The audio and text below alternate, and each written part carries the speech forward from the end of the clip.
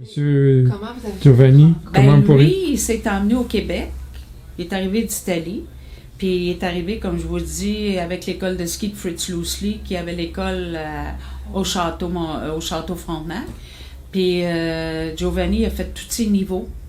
Puis chapeau, parce qu'il avait vraiment jamais skié. Là. Oui, c'est ça. Il a commencé à skier ici, au lac Beauport. C'est ça. Sur Puis les il travaillait le tables, soir au manoir Saint-Castin. Puis il servait les tables, puis le jour, il enseignait le ski, puis il a appris comme ça. Après ça, il a fait un niveau 4, qui est très élevé dans l'Alliance. Puis après ça, il était sur Interski. Alors, il était... Ah oui, il était... Giovanni, c'est un excellent skieur. Là.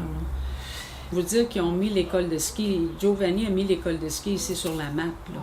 Puis l'été, il faisait beaucoup de déboisement. Il a travaillé fort. Non, Giovanni, il est pour beaucoup pour ce qu'on a maintenant. Là. Ben, tu sais, Giovanni, c'est un gars qui connaissait le ski. Fait que quand ils ont fait le design, ben, tu sais, lui, il a participé beaucoup à ça. Fait que, tu sais, ça aide beaucoup. Ils sont pas arrivés ici, commencer à couper les arbres n'importe où. Non.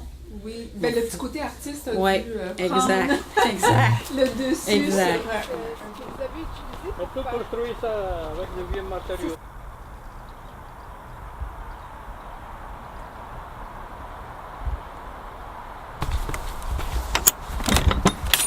Oui, merci.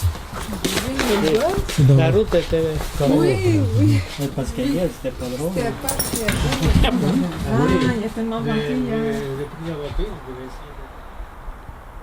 dans la maison. Toujours dans la maison. Ah, ça, c'est la maison Mais familiale. rénové beaucoup comparé à... Ah, c'est vrai, vous l'avez mis.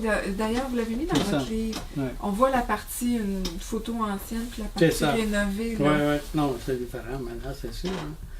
Et votre maison ressemble un peu, ben, pas tout à fait parce que c'est pas les mêmes matériaux, mais un peu au niveau de la charpente, là, un peu comme la maison familiale. Hein. Vous l'avez fait un peu, j'imagine l'intérieur aussi, basé un peu sur la ferme, la maison de ferme que vous avez. En Italie, ben, nous, c'était une maison en pierre, comme quasiment partout. Pas du tout les mêmes.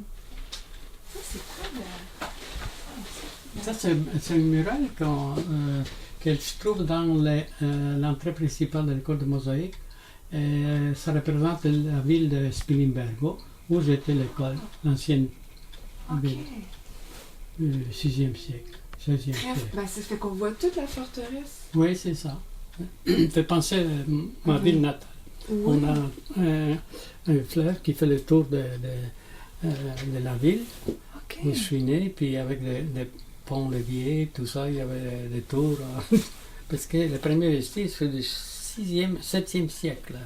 Oui, puis elle a eu tout un parcours. Les enfants, vous avez eu des influences chinoises, des influences plus nordiques, là, plus... L'Italie était envahie par différentes... Ben oui, ça je l'ai appris dans votre livre. Oui. C'est pour ça que la cuisine est bonne. Oui, oui, c'est qu'elle est diverse. Elle est diverse. Ben oui, j'avais pas réalisé, mais c'est vrai ce que vous dites. Puis les influences, on les reconnaît, les influences de Chine, pour la soie. Oui. Ah ben c'est nous, on Ben faisait. c'est ça, c'était quand j'ai lu votre partie.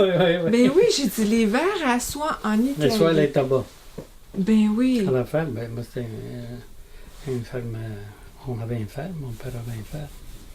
Comme Mezzadro, qui travaillait pour un grand patron, parce que c'était pas tout à lui. Non.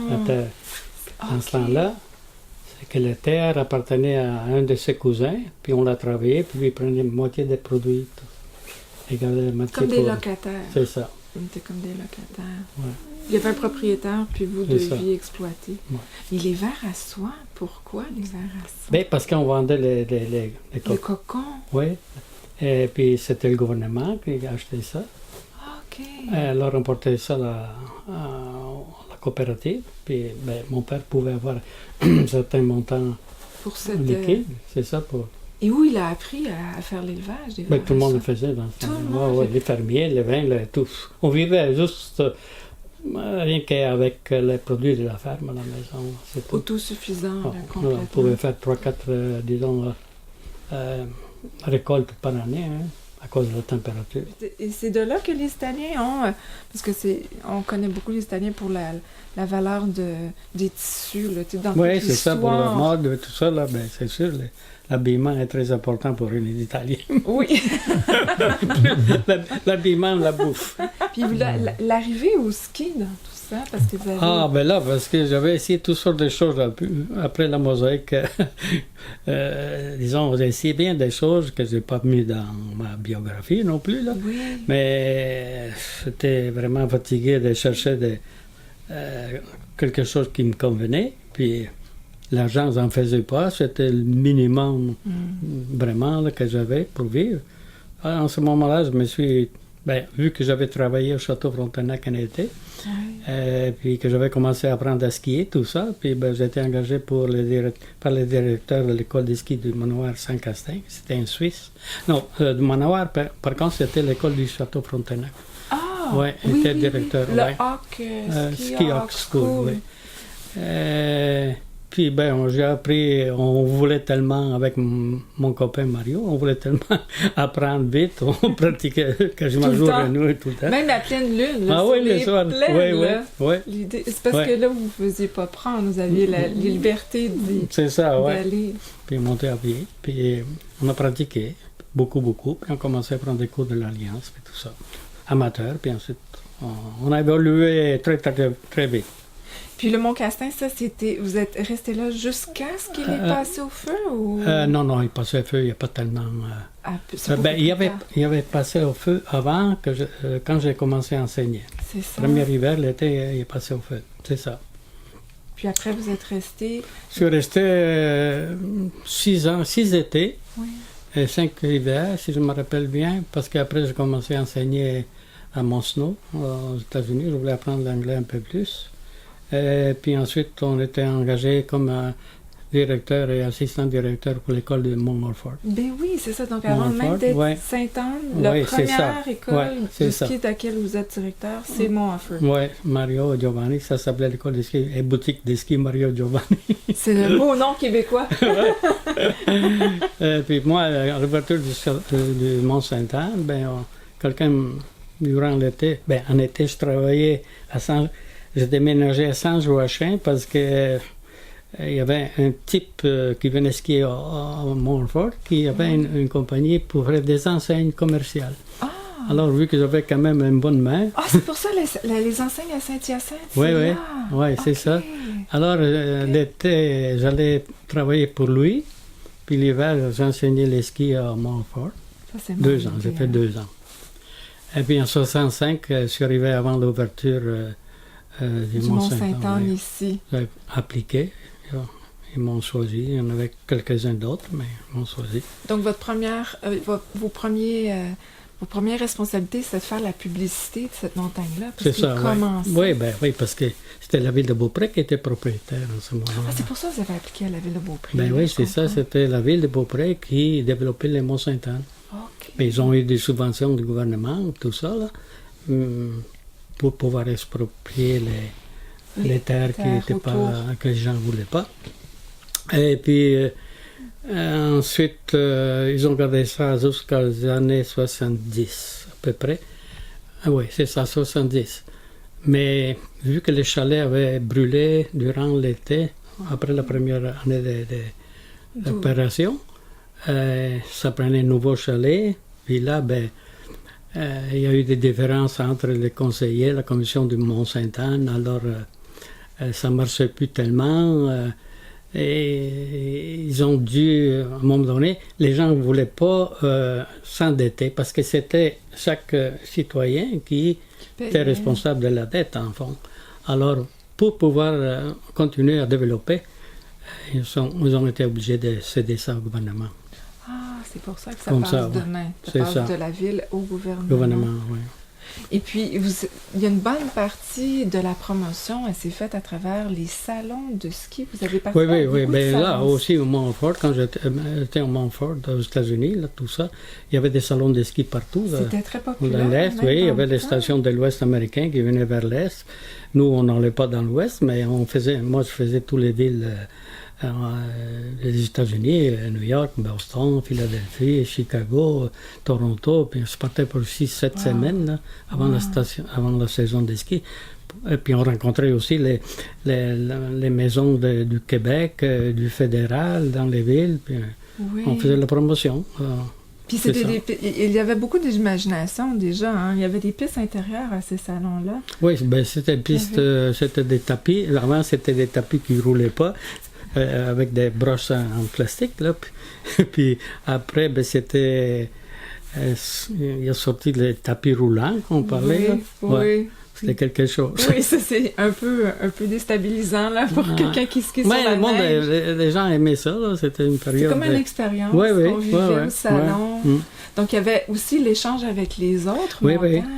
Ben, toutes les stations étaient là, hein. Surtout à New York, les grandes villes. Beaucoup de stations de l'Ouest américain, puis les stations du nord de Montréal, puis le canton de l'Est, tout ça. Tout le monde savait. C'est là que vous pouviez comparer puis dire, bon, on va offrir... Il n'y avait pas d'après-ski vraiment beaucoup ici au Mont-Saint-Anne.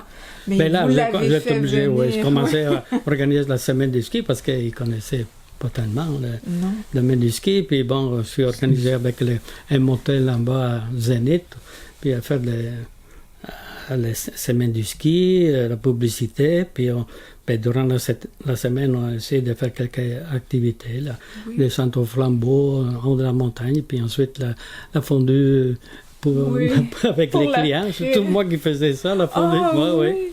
Et puis, il y avait quand même, disons, malgré tout, des gens du coin. Vous voyez qu'il y avait un peu du monde qui commençait à arriver en hiver, alors...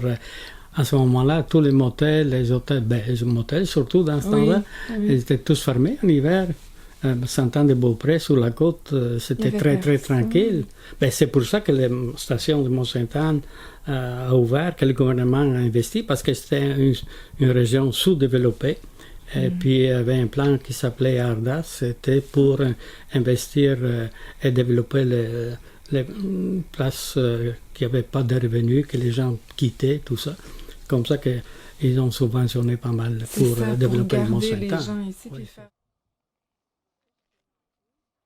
C'est l'avenue Royale qui était le chemin qui nous amenait à Mont-Saint-Anne. C'est ça, en montagne, c'est le chemin de ici, là, juste là, où vous avez passé. Ah, c'est drôle. C'est incroyable, pareil. Oui. Puis des photos. Dans le livre, vous avez vu qu'il y avait une photo prise vraiment d'ici, là. De la maison. C'est ça. Alors, c'est ça. Alors, on venait chaque printemps faire une descente. Puis il y avait un chalet au sommet de la montagne qui avait été construit. Puis...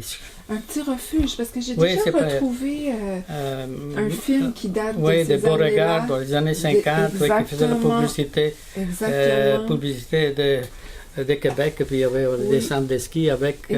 Faisiez-vous partie de cette vidéo-là? Non. Mais ça, c'était beaucoup avant. C'était avant?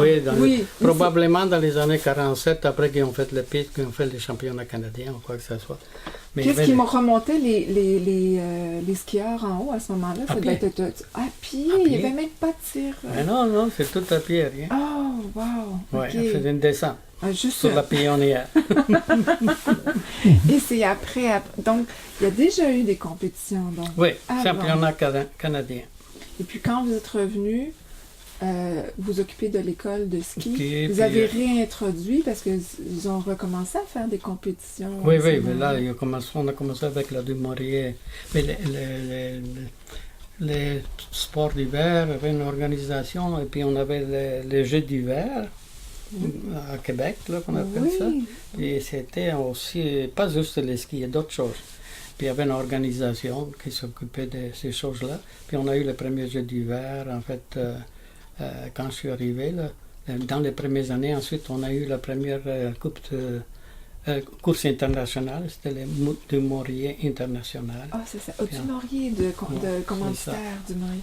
Ensuite, on a eu les Coupes du Monde plusieurs fois, là. Puis, c'était pas mal beaucoup d'ouvrages parce qu'on on tenait les slalom géants, hommes et femmes, sur une fin de semaine seulement. Boy. OK, ça demandait beaucoup de coordination et d'organisation Moi, pour je tout faire. m'occupais de préparer les pistes, puis on a eu toutes sortes de problèmes.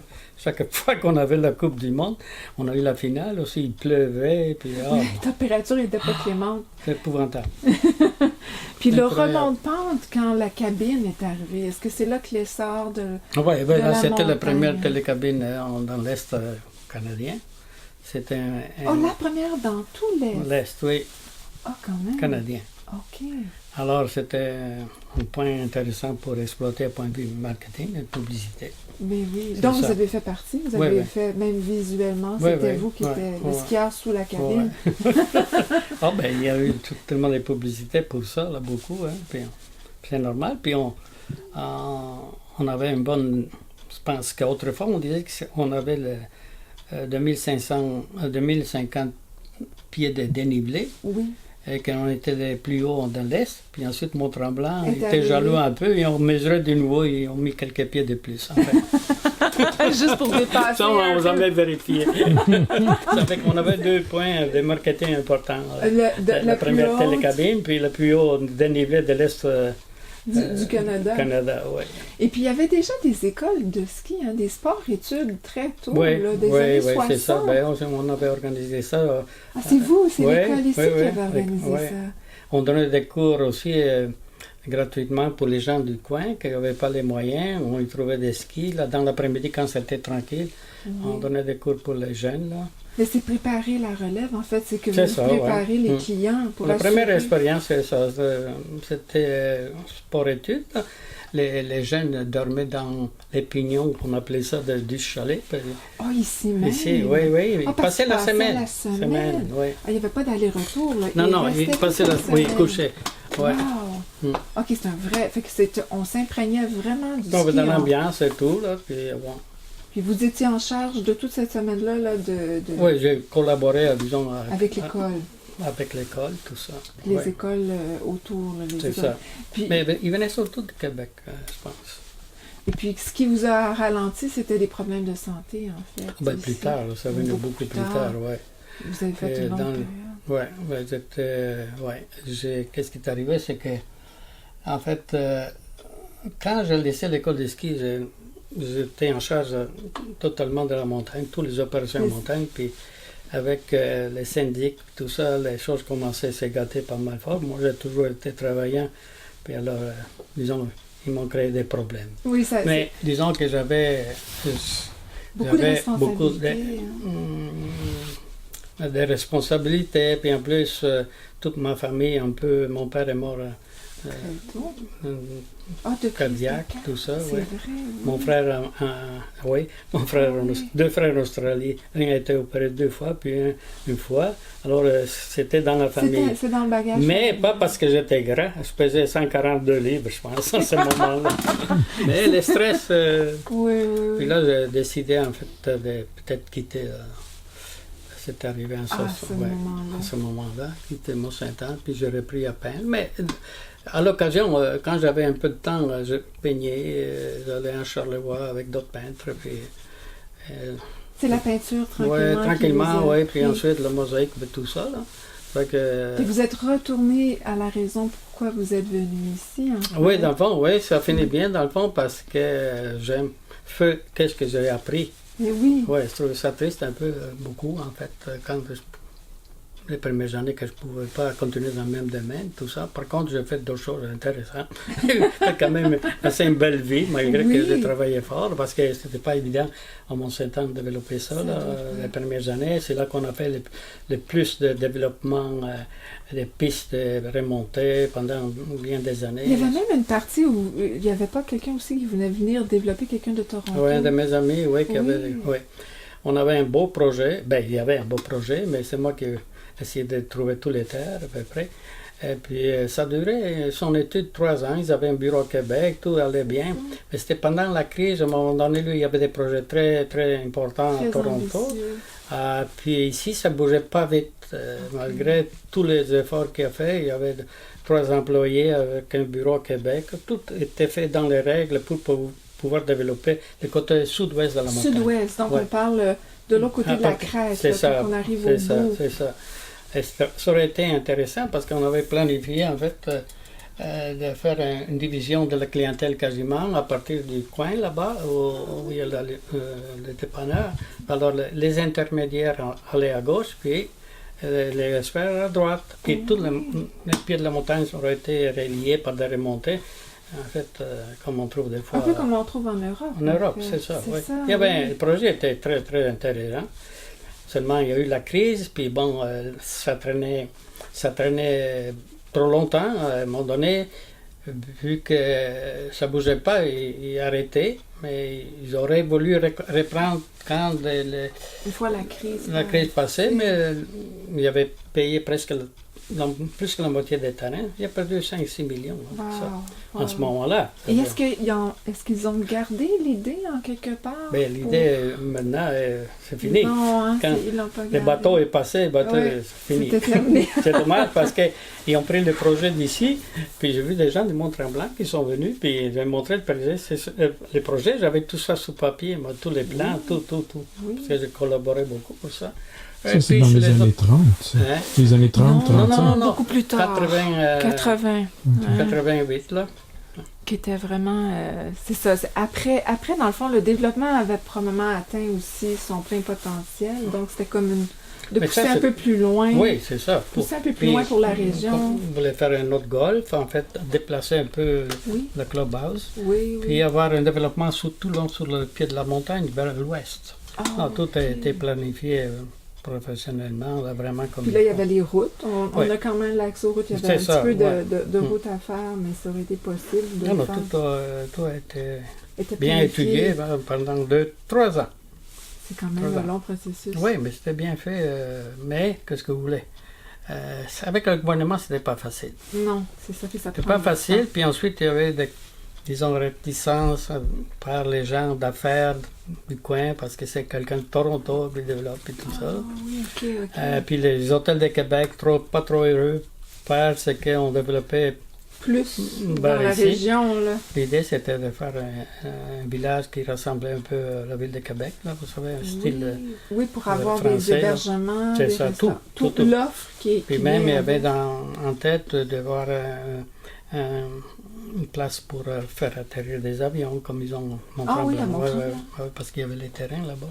Et ça fonctionne. Ça a vraiment départagé, je trouve. Ici, Mont-Saint-Anne, on voyait dans les bonnes années les Américains faire les Laurentides. Ici, c'était plus les gens locaux qui venaient ici. Non, mais il y a eu vraiment beaucoup de Toronto, à un certain moment, puis Chicoutimi, un peu partout. Là.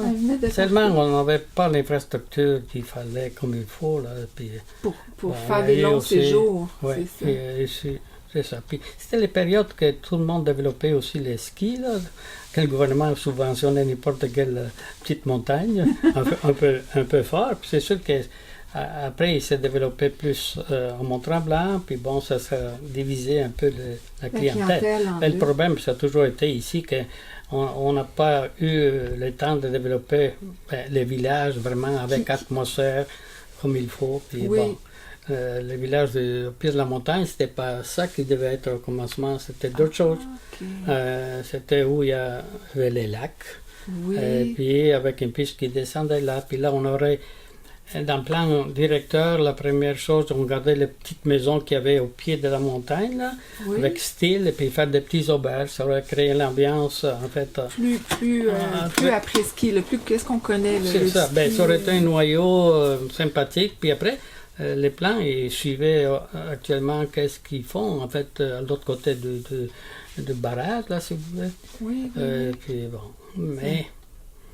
Une fois que le gouvernement a pris ça en main, on a chambardé pas mal de choses. Ça a changé de direction. Ça a changé les choses, puis bon. Mais qu'est-ce qui est arrivé, c'est ça. On peut se développer vers l'ouest. Les gens ont commencé à aller vers l'ouest. Puis ensuite, il y avait des stations dans le nord, aussi, plus. Chicoutimi s'est développé un peu. Oui. Alors, ça divisait un peu la clientèle, mais le gros problème, je pense qu'on n'a pas suivi le développement, le plan directeur, comme il faut. Parce qu'il ne faut pas juste avoir la montagne, il faut greffer. Puis ensuite, les ventes de Mont-Saint-Anne, c'est un autre sujet très délicat. On parlera Mais ça pas. fait partie de l'histoire. En fait, quand on regarde en gros plan toute l'histoire du ski du Québec, C'est ça. on voit comment ça a été modulé quand il y a des gens, des groupes, des organismes du gouvernement qui entrent puis qui changent un peu le cours du développement. Mais on avait tout pour pouvoir réussir. On avait une belle montagne, la ville de Québec pas loin, puis si on avait créé un noyau avec âme et cœur au pied de la montagne, les gens, ça aurait pu marcher, mais quand on tire la corde pour... Quand on coupe le budget, c'est ça, tout le temps, pendant des années.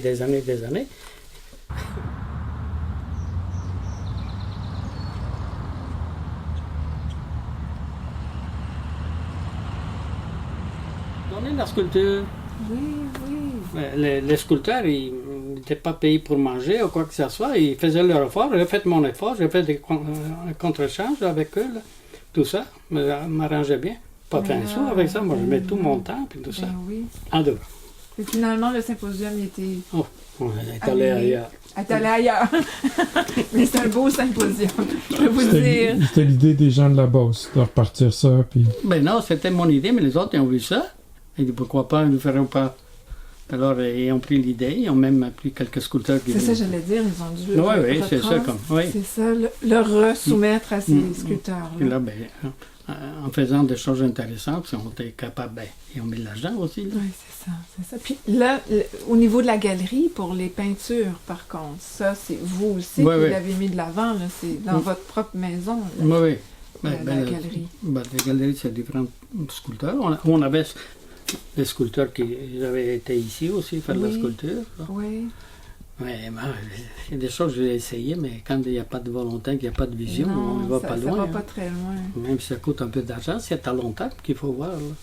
Et votre maison ici, le choix de la maison ici, c'est... Ben, c'est parce que où je demeurais, c'était pas loin, mais je louais, alors il fallait que je déménage. Et puis, en montant au télécabine le matin quand je travaillais. Là. Ah, c'est là que vous aviez vu le téléphone. C'est ça. Oui, cet endroit ici, au printemps, je suis venu marcher, il y avait encore un peu de neige, et puis j'ai vu le bord de la vallée, le fleuve, tout ça, mon Dieu, c'est pas loin de la montagne. Ben oui, on voit pratiquement l'arrière de... C'était une période que j'étais pas malade à ce moment-là, alors moi, tout était possible.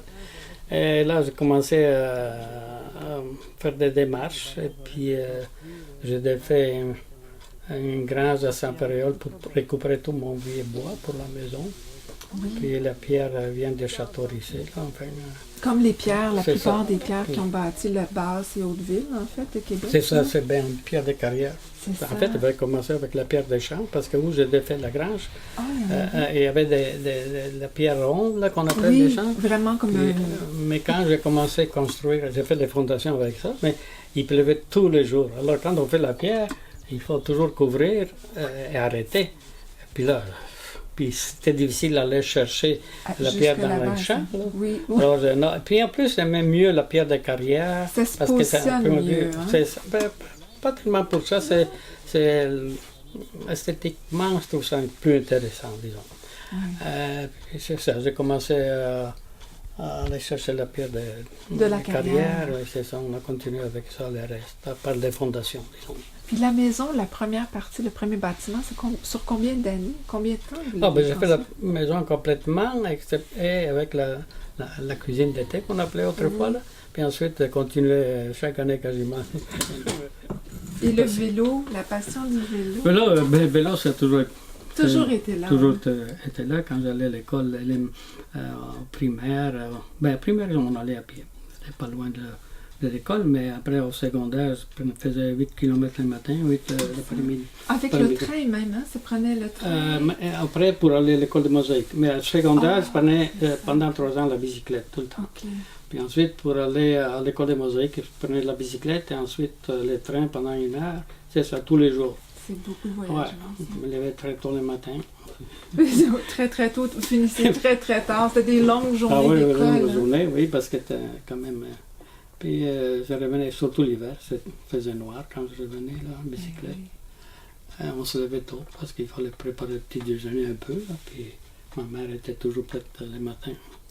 Comme ça, j'ai développé de me réveiller tout le temps très tôt, à partir de quand j'étais jeune, à la fête. Ben oui. Tout. Ben oui, pour les Ça m'a besognes. suivi tout le temps, je me lève encore toujours très tôt. Et vous faites votre vélo Oui. tôt le matin, encore Oui. aujourd'hui? Oui. Le matin, ben été, j'ai essayé de garder la moyenne tous les 2 jours en 40 km. Là. Ici, Puis, là, dans la... À partir d'ici jusqu'à la rivière Sainte-Anne au fond, là, ça fait à peu près 40 km. Là. Et c'est pas C'est le plat. village. C'est pas plat non Non, plus. c'est vous onduleux, là, c'est très intéressant pour le cœur. J'ai été renversée quand il m'a dit pour le vélo. Ben oui, il part, là, puis il C'est pas monte dans plat le ici, village. là. Puis, tu sais, je veux dire, la route est quand même assez étroite, là.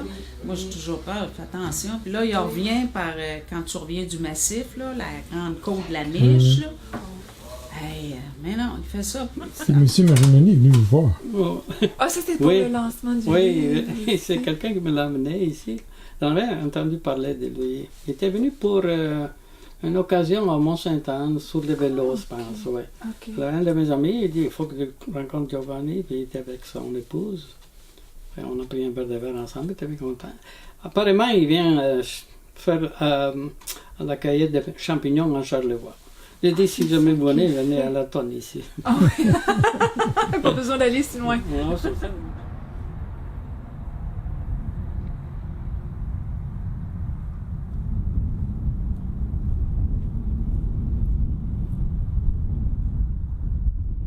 Oui, parce que c'est ça, on regardait les mosaïques qui sont Oui. faites là, à la basilique. Là, Mhm.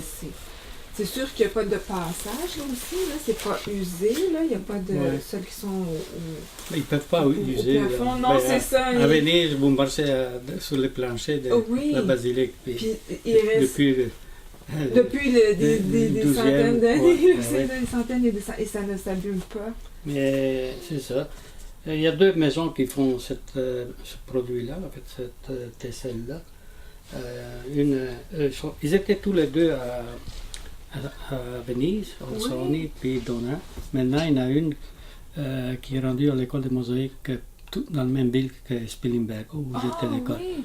Alors, l'école de mosaïque, ils ont la fabrique à côté. Directement, c'est ça. Ils s'approvisionnent Ouais. directement. Puis Oui. comment, pour la faire dorée, vous mettez Ça, de la c'est dorure? le doré. Ça, c'est différent. Le doré, c'est qu'est-ce qui est plus cher. En fait, je vais vous montrer. Oui. J'en ai là-bas. Parce que c'est celle qu'on remarque le plus, je dirais, dans les compositions. de Oui, bien, mosaïques, cette là. période byzantine, on servait beaucoup de doré. Oui. Ça, c'est le doré d'aujourd'hui, mais c'est pas la meilleure. Mais les vraies feuilles d'or, c'est ça, là. OK. Parce que c'est une feuille Ah, c'est une d'or, feuille une vraie d'or. feuille d'or appliquée entre 2 verres, si vous voyez. Puis quand on travaille, disons, de façon indirecte, on ne voit pas les dorés. Mais je vous expliquerai pourquoi. En fait, ici, là, c'est la vraie feuille d'or, puis une autre feuille de Dedans? verre par-dessus pour protéger. Ah, la feuille, pour pas Ouais. qu'elle C'est pas la même s'enlève. chose que les esmaltes, que les Ok. tesselles. Oui, elles sont juste Ouais, c'est ça. colorées. Parce que c'est très cher. Si on devait mettre de l'or tout Sur tous les complètement, les ça serait tessons, trop ça serait beaucoup. corté. Alors ça, c'est les couleurs chaudes qu'on appelle, puis les couleurs froides. Mais ça, c'est l'échantillon que j'ai ici. Et à l'école de mosaïque, on avait Plus 3000 encore. différentes tonalités, parce que chaque Oui. fois on fabrique un peu, on peut avoir des variantes très minimales. Donc on peut arriver à faire des dégradés. Beaucoup plus ouais. accentué. Ouais, là. c'est ça, On y c'est va, ça. Vraiment, c'est ça. Il va y avoir des tonalités. Oui, tonalités tellement différentes C'est et, ça. et subtiles aussi. Là. Mhm. Parce qu'on peut faire des portraits. Déjà à l'école, on faisait beaucoup de portraits de grandes personnalités. Puis on avait les C'est couleurs. ça, la couleur pourpre. Là, on pourrait Ouais, aller c'est ça. Ouais, plus ça, basané, moins Ouais, basané, ouais, plus proche de la réalité. ça se travaille avec Martelly, c'est qu'on pour appelle. C'est ça que vous avez manié tout Ouais, le temps. je travaille avec ça. Et puis, ben, avec l'expérience, on sait comment l'appuyer sur les taux. Puis ensuite, la tailler. Et on peut le... Oh, les chipper Oui, pour mais lui donner la forme ronde. la forme, n'importe comment. Hein. Mais chaque tesselle, en fait, elle est faite différente, hein, vous voyez, Ouais. elles ne sont pas toutes pareilles. Elles sont pas toutes droites. C'est pour non ça que plus. quand on regarde en mosaïque, on voit les reflets. Elle reçoit la lumière, la tesselle, puis ensuite elle la reflète, elle la transmet d'une façon différente de chacune. Oui, plus Oui, brillant, avec ça- plus mat, ouais, ou c'est ça. avec des Ouais. aspérités, là, comme C'est on ça. peut voir. Là, C'est il y en ça, a qui ouais. sont avec travaillé. Ça, c'est de la pâte de verre qu'on C'est la appelle. pâte de verre, c'est Ouais. pas la même chose. Non, Non? pas la même composition, mais ça, c'est pour faire.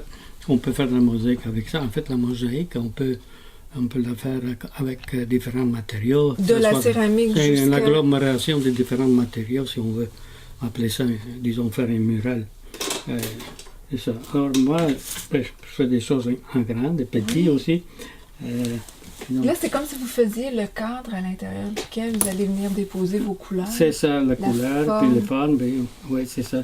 Puis pour les choses à l'intérieur, quand je fais des petites miniatures ou quoi que ce soit, je prends un silicone qui est très très résistant.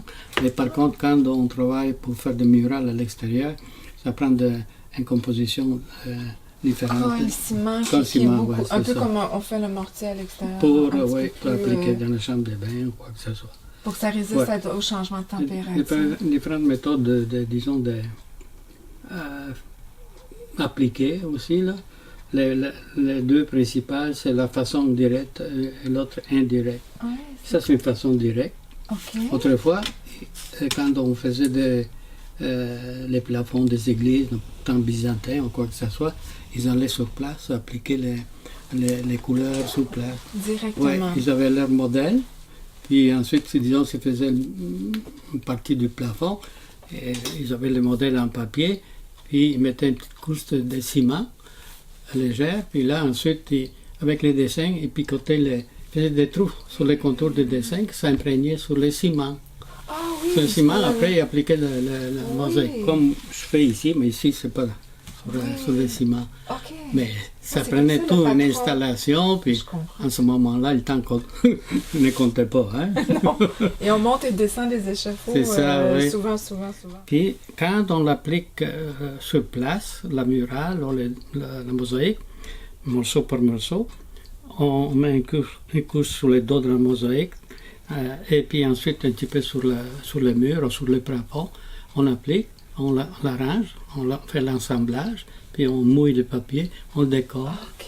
Alors, parce que c'est de la colle de farine. Oui, ça se dissout. C'est ça, justement. Alors, on lave un peu avec une éponge de la colle, puis tout ça, on l'arrange. Puis c'est la façon indirecte, que c'est beaucoup plus efficace. Fait que vous avez Plus vous arrivez vite, avec ça se des fait plus pans- vite, avec ouais. des pans complets Ouais, déjà ouais. tout préparés. Oui. Maintenant, il y a l'autre façon directe, faite sur studio. Comme ça, c'est un mural que j'ai fait pour la baie de Beauport, de 154 pieds carrés ici. Là. Ok, Ça, c'est le oui. dessin original. Oui. Et puis, je l'ai fait ici. Ah ouais. Il avait dû le visiter, mais c'est sûr que tous les artistes sont influencés par l'art italien. C'est Puis, sûr. puis pour lui, pour vous, Jean-Paul Lemieux, c'est quoi? Moi, c'est un peintre qui a vraiment, disons, avec quand il a changé, il a vraiment exploité la tristesse, l'immensité, la blancheur de la neige au Québec. dans sa phase, quand il a commencé à changer, à faire des grands espaces. Là. Oui, C'est un bon les peintre. grandes toiles. Oui. Là, c'est tableau, ça Oh, en plus, vous avez votre tableau. Ça, c'est Ah oui, oui, c'est quand on joue, là. C'est sérieux quand même. Ben, ça, sérieux, pas trop. On met les points, là. Un point, oui, c'est ça, il faut... Ah Faut ouais. compter, là. Qui est le meilleur.